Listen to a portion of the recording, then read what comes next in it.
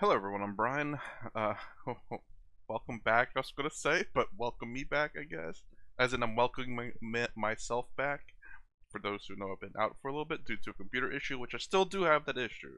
But I found a workaround, so I can at least hopefully put out a video every other day, if not every day. So, anyways, what is the purpose of professional ambition and desire for excellence if it only enhances the ego? So, I'll say this. Purpose of professional ambition and desire for excellence doesn't have to enhance the ego. You can look at it as bettering yourself and your positions, but you don't have to have this egotistical attitude towards people. You don't have to say, I am better than you, I am higher, I am superior to you. That's the problem. You don't have to have that. You can strive for excellence.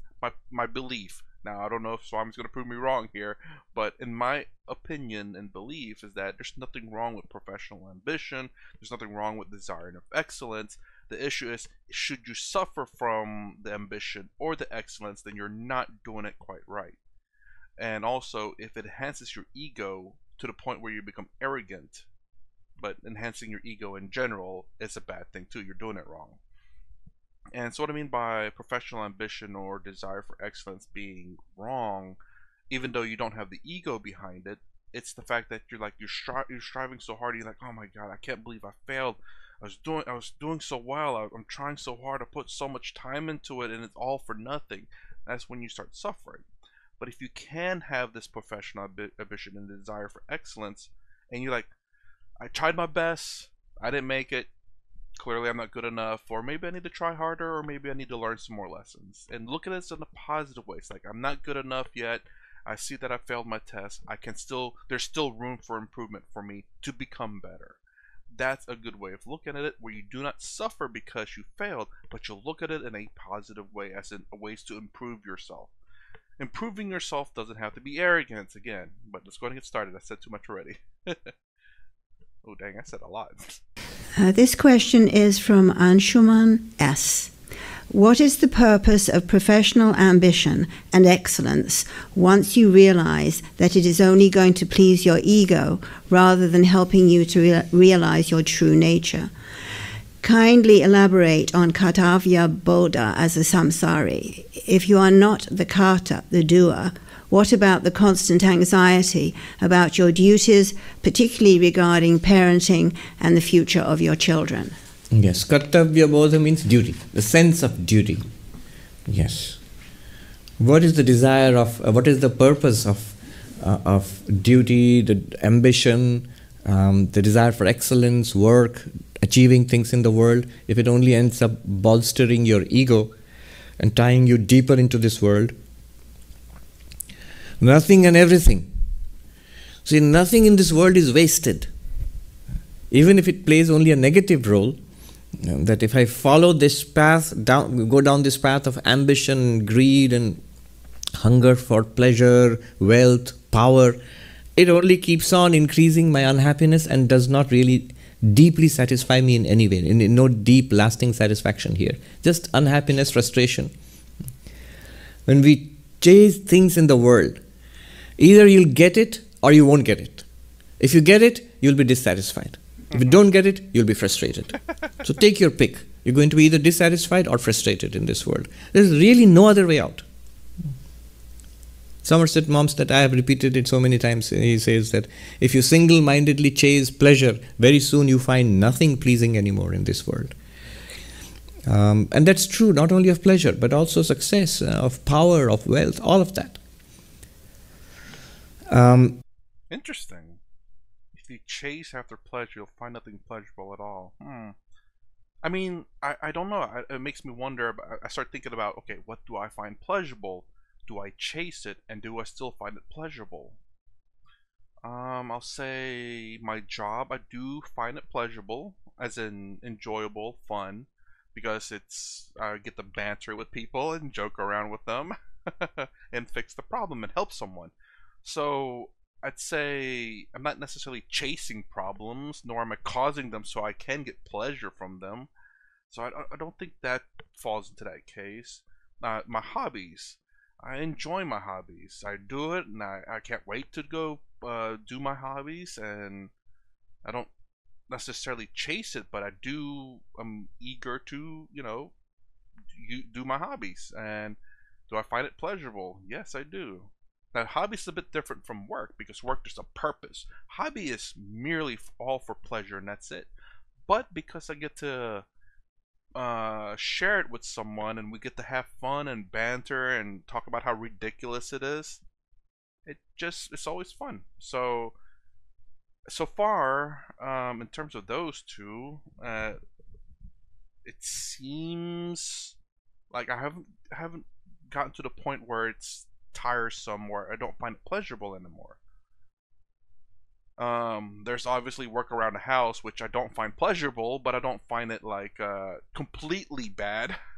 So I'm just trying to think of, does it apply in my life so far, and it's very interesting. And I know that when you seek pleasure, and I think the problem is when you seek pleasure to give you pleasure, I think that's when it becomes the problem, because you're seeking it to gain it. Whereas my hobbies and my job, I don't necessarily seek it per se. I just enjoy doing it because it's fun to do. I don't depend on it to make me happy. And I think that's the real answer there, which I'm sure it's been said many times on this channel with many different gurus, and I think I've said it a few times too. Is when you seek something to make you happy, your happiness is dependent on that external thing. But if you do something and then it just makes you happy because you don't seek it to be happy, but it just makes you happy, it's enjoyable, then you enjoy it without depending on it. So is it all useless? No, no, no, no. This wanting, it's the engine of growth, of development, of spiritual evolution. You come to this feeling that I have seen it all, and I've seen through it. Now somebody would say, but I haven't seen it all. I'm a millionaire, but I'm not yet a billionaire. I'm a state governor, but I'm not yet the president. So I haven't seen it all. No, don't do that. There's no end to that. If you are on, like they say, if you are on a rat race and you win the rat race, you're still a rat. So interesting. The way I understood this one again, real quick, was the fact that when you've seen it all and done it all, and hopefully you come to the realization that nothing external can make you happy. That's a wise person though, where if you've done things and you've always pursued pleasure and happiness, hopefully you're wise enough to realize that all of these things that you've been chasing has been something temporary and nothing permanent. And hopefully you come to that realization that you don't look external for happiness. You can have enjoyable things and happy things that happen, but chasing after it is the problem. So don't try to win the rat race. The intelligent person, whatever little experience he or she gets, intelligently looks into that and sees whatever else the material world can offer is just a permutation, a combination of that. In Hindi, we have a saying, 19-20, 19 or 20. If you have 19, it's pretty close to 20. 20 isn't all that great, much better than the 19. So that understanding must come.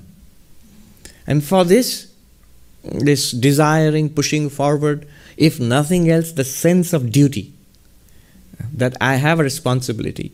This society, this family, they nurtured me, and I have to give back. I'm a part of this society. I'm bound by, I am within the network of obligations.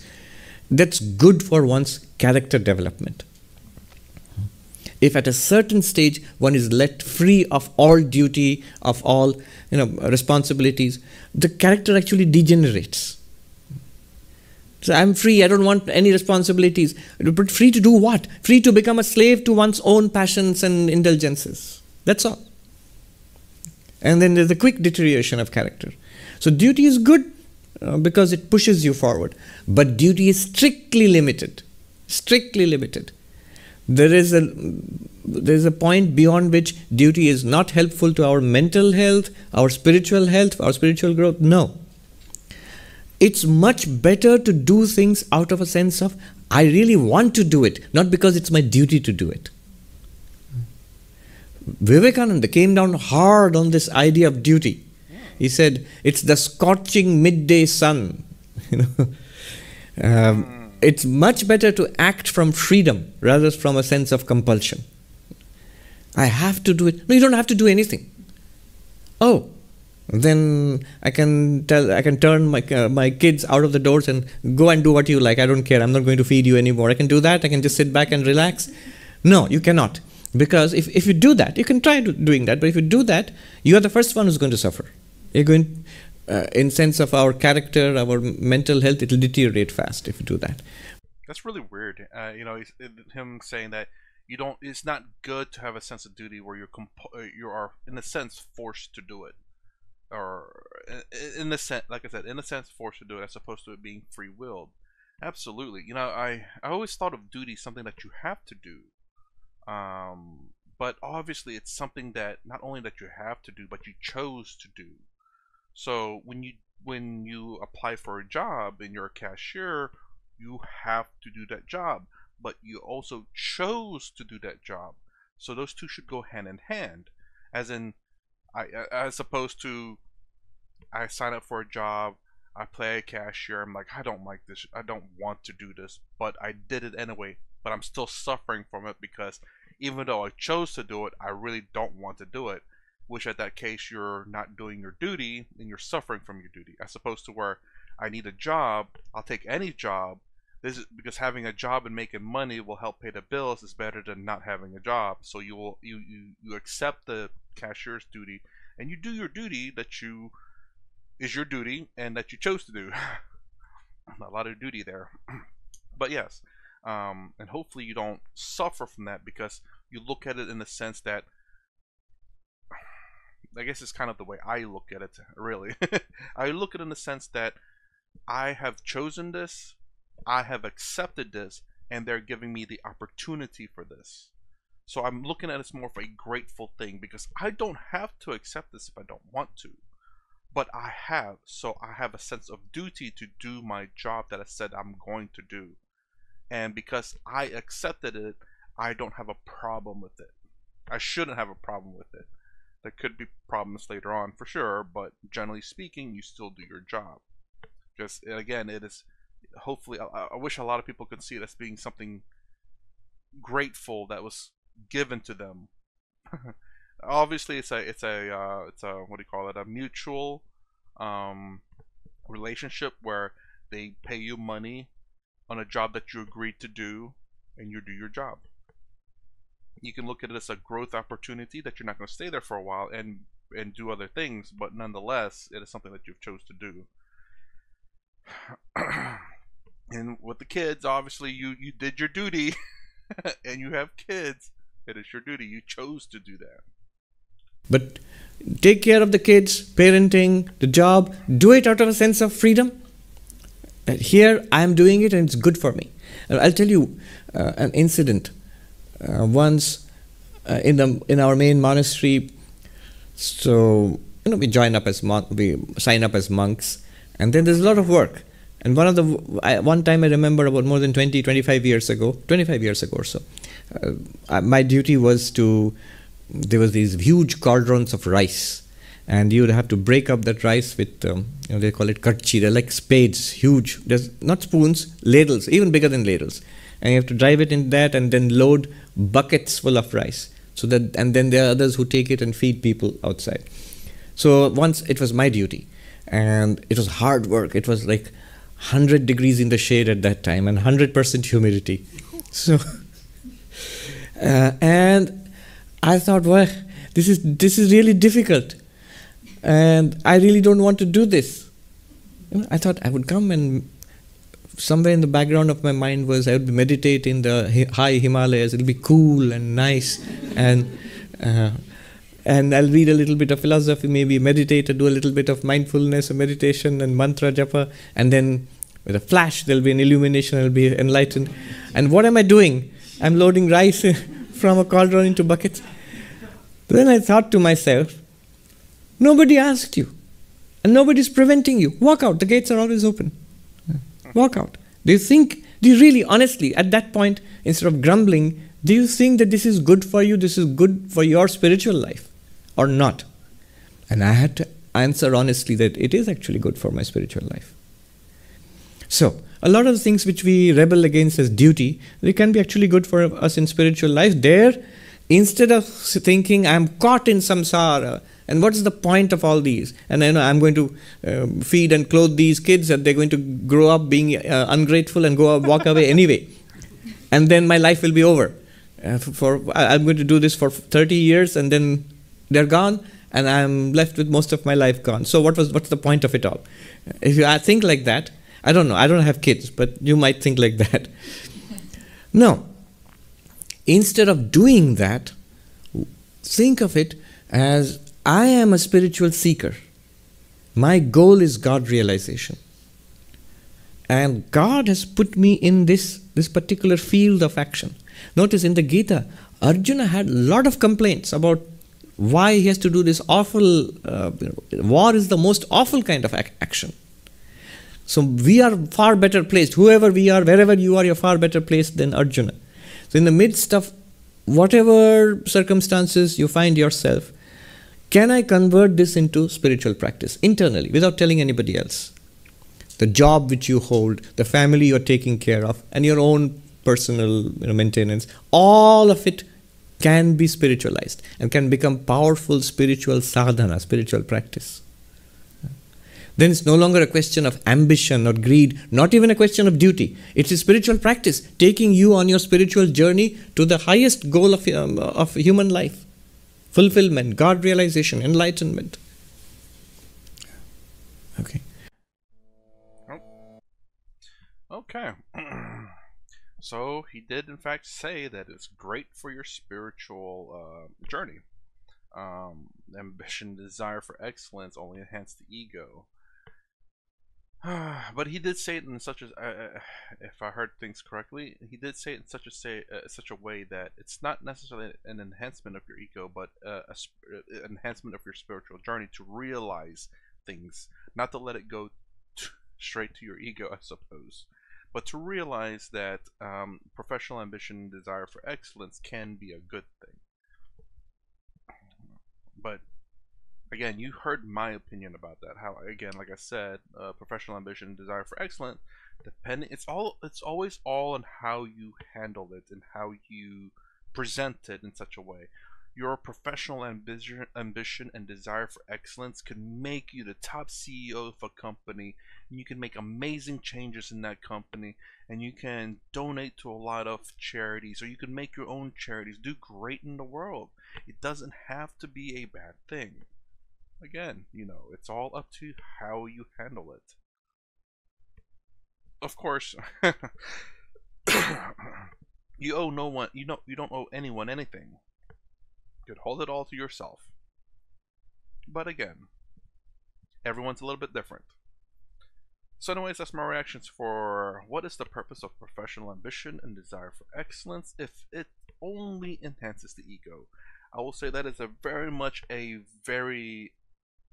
perhaps a person who, I won't say hasn't thought of a lot or has broad mind. I don't know what the right word is, because I would have exactly thought that exact same thing until I started really thinking about things in general, where I look at it in all the bad ways possible and all the good ways. I just look at it in every way possible, good and bad, and the middle if there is such a thing, just because I want to see all sides of the story.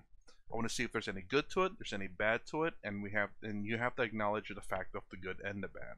So the bad is if in fact it enchants your ego and you become egotistical and you don't realize things. The good is the fact that it doesn't affect your ego, but you actually you're very ambitious, and your excellence has made you top dog in whatever it is, and now you can do great things in the world. It all is a matter of, I won't say perspective, but perspective from the outside, but from within, it's all a matter of the kind of person you are and what you do with your ambition and excellence. Anyways, that's my reaction to this. If you like my content, please consider subscribing, thumbs up, thumbs down below. Thanks for watching. I'll see you in the next vid.